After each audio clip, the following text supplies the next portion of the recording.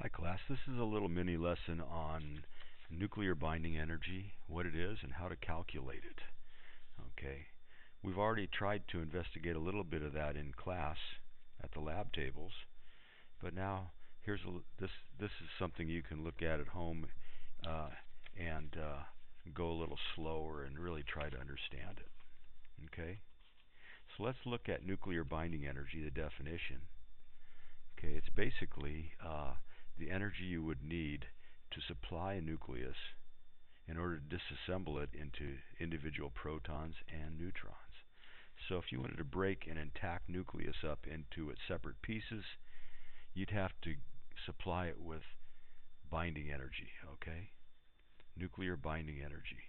It's kind of analogous to um, if you wanted to knock electrons away from an atom, you'd have to supply it with a certain amount of energy called ionization energy. That would turn that neutral atom into an ion. If you knocked an electron out of the park from that atom, then that atom would be more positively charged. Without that one electron, it would be a positive ion. So nuclear binding energy is analogous to ionization energy, except there's a whole lot more energy in nuclear binding energy than there is in the energy needed to ionize an atom.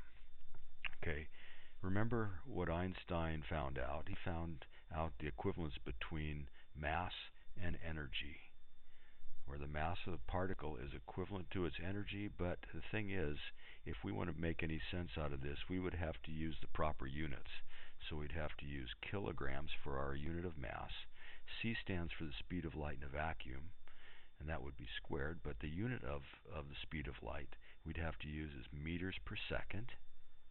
Okay, if we use those proper units of kilograms and meters per second, we're going to end up with joules of energy here, and we're already familiar with joules. Okay, however, nuclear scientists find that it's way easier to use it to express energy in terms of a different unit, electron volts or mega electron volts, and we'll see how that works here. Okay, now I'm grateful to Randy Knight and Jones and Field in their college physics textbook for providing this nice model here. Okay, let's look at the mass of an intact nucleus compared to the separated out protons and neutrons.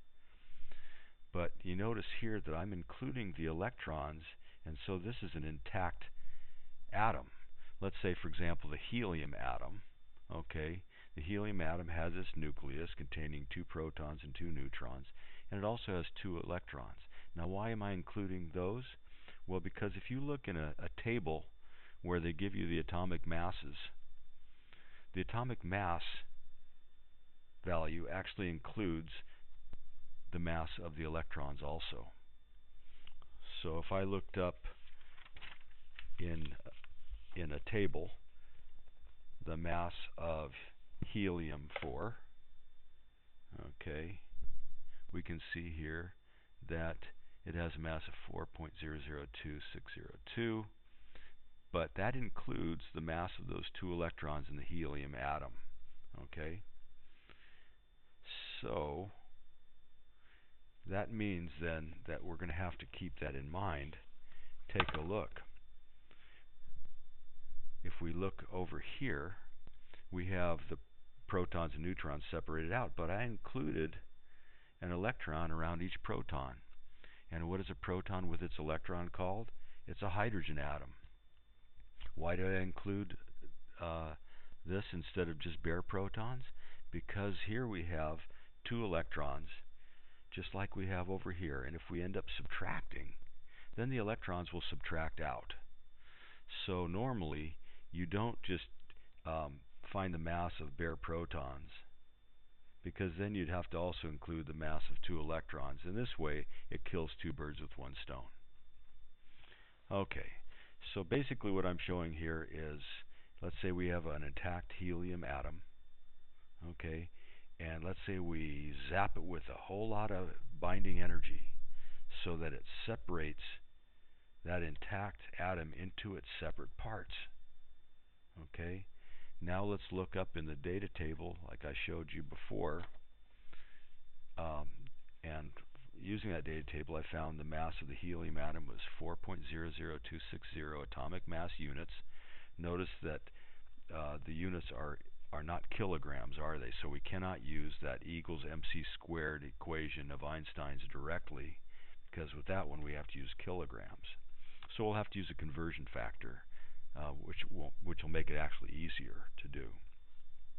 If we look up the mass of a hydrogen atom and multiply it by 2, since there's 2 of them, we get 2.01566 atomic mass units. Remember, that includes the electrons in those hydrogen atoms. Those 2 electrons will cancel out with those 2. If we look up the mass of a neutron, and since there's 2 of them, multiplied by 2, we get 2.01732 atomic mass units. Adding all these separate pieces up, we get a total mass of the separated protons and neutrons as 4.03292 atomic mass units. And notice that this value here is actually bigger than the mass of the intact helium atom. So isn't that amazing that the mass of these separate pieces here added up together are actually bigger than the mass of the intact atom that contains those separate pieces. That difference in mass, called the mass defect, happens to be equivalent to the nuclear binding energy. Okay? So I'll move this up a little bit. Alright, so delta M, if you remember what delta means, that means difference in. The difference in mass, that's the difference in mass called the mass defect. That's equivalent to the nuclear binding energy according to Einstein's E equals mc squared idea.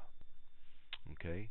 If we go ahead and plug our numbers in, the mass of the separated protons and neutrons, including those 2 electrons over here, is 4.03298 atomic mass units minus the mass of the intact helium atom, 4.00260 atomic mass units. Remember, both include the 2 electrons. 2 electrons on this side minus 2 electrons on this side. They subtract out, and so we end up with delta M, 0.03038 atomic mass units. And this does not include any mass of electron whatsoever. This is just the difference in mass between the intact nucleus here and the separated out protons and neutrons.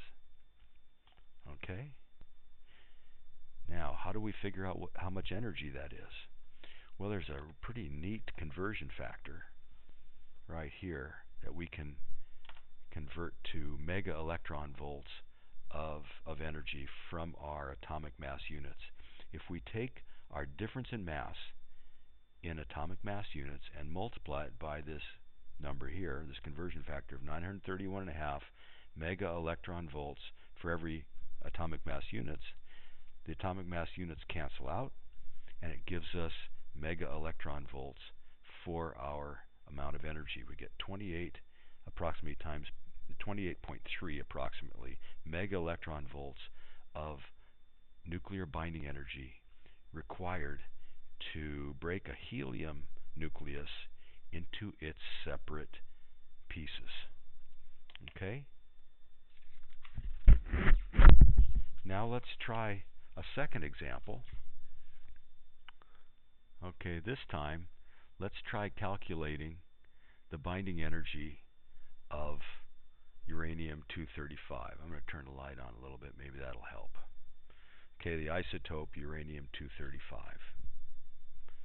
Okay, so what we have to do is we need to look up in the data table what the atomic mass of uranium-235 is.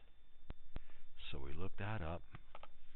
Uranium-235 right here and we see that it's 235.043924 atomic mass units.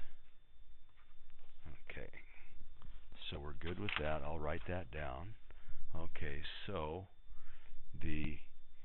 for the intact nucleus, the mass is 235.043924 atomic mass units. Now let's look at the separate pieces. Separate pieces, we'll call them pieces, but we're really looking at the neutrons and separate proton type thing. Okay, now how do we do that? Well, we need to look up the atomic mass of 92 of a hydrogen atom. Okay, so we look up in our table the atomic mass of the hydrogen atom is 1.007825 atomic mass units. Then we need to look up the mass of a neutron, so we look that up too, and we'll write those down. But now we don't just have one of each, do we? We need to figure out how many of each. Well, if we look at the periodic table, there's 92. The Z number for uranium is 92, so that means there's 92 protons. And now we'll multiply that by the mass of a hydrogen atom. Remember, because we have to include the electrons. 1.007825 atomic mass units. So this is the number of hydrogen atoms, including the electrons. We'll multiply those two together, and we get 92.7199 atomic mass units. Now let's add to that the number of neutrons. So how do we find the neutrons? Well, remember we subtract the number of protons from the number of protons and neutrons. So that'd be 235 minus 92, and that gives us 143 neutrons. Okay, so we're going to have to take the mass of one neutron and multiply by the fact that there are 143 neutrons.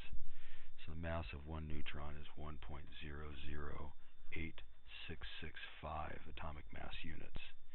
If we go ahead and multiply that out, we get 144.239095 atomic mass units.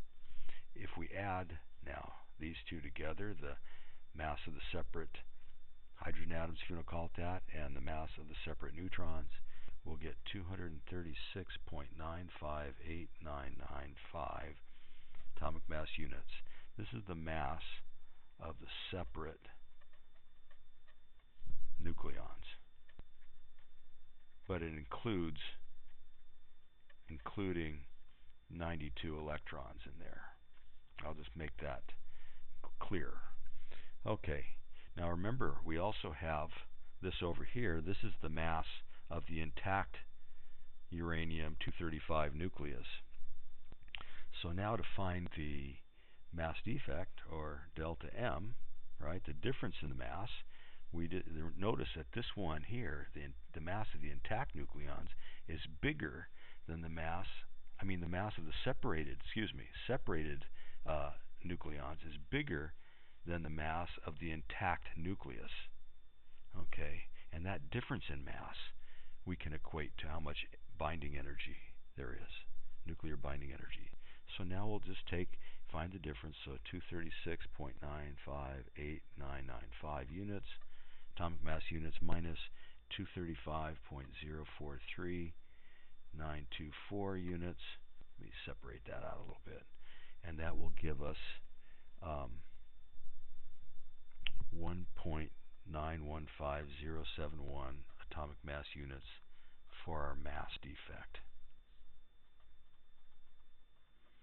Okay, now that we have the mass defect, or delta M, we can go ahead and convert it to how much energy that's equivalent to. So remember, the energy then will be equal to,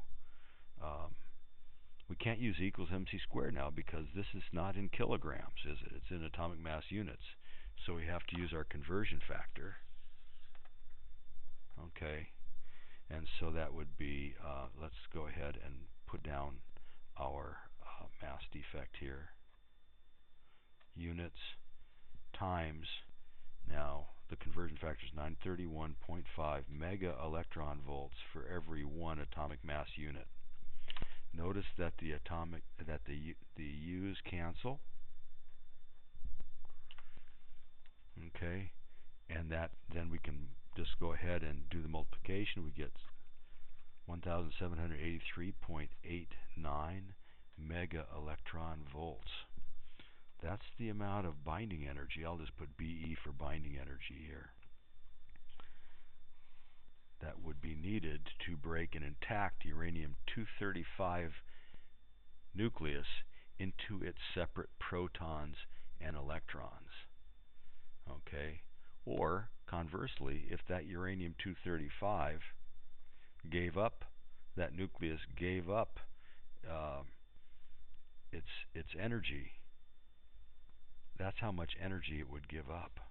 So that's for one tiny little nucleus of uranium-235. So that's a huge amount. Now, if you were asked to use E equals mc squared directly, what you would have to do, so we're basically done here. But what if we had to use E equals mc squared directly to get joules, let's say?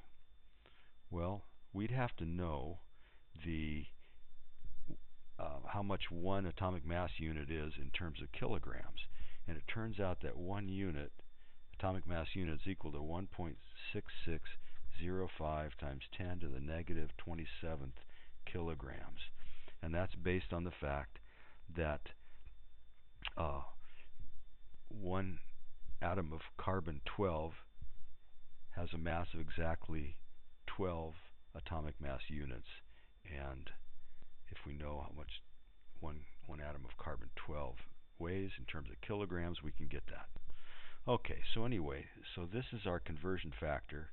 If we have that, then we could go back to our mass defect here and actually convert it over to, so let's take our mass defect. We know it's 1.915071 units, but now let's use this conversion factor here to convert to kilograms. So I'll multiply by the fact that it's 1.6605 times 10 to the negative 27th kilograms per atomic mass unit. The atomic mass unit cancels out, and that leaves us with kilograms. How many kilograms? Not much. 3.179975 times 10 to the negative 27th kilograms. Now, with this, now that we have delta M in terms of kilograms, we can use E equals mc squared. So E equal actually delta mc squared, right? We want to put our mass defect in there, delta M, and then we can go ahead, I'll just move that up. So E then would be equal to 3.179975 times 10 to the negative 27th kilograms times, now we'll take our speed of light, which is 3 times 10 to the 8th meters per second. We need to square that. Okay, if we go ahead and punch them into our calculator, we'll get 2.86 times 10 to the negative 10th joules of binding energy. So in the first case, I found the amount of binding energy in terms of mega electron volts, and using Einstein's E equals delta mc squared directly, I had to convert the atomic mass units to kilograms, but once I did that, it was easy, and I found out that that same amount of binding energy is, in terms of joules, would be 2.86 times 10 to the negative 10th joules. Thanks, guys.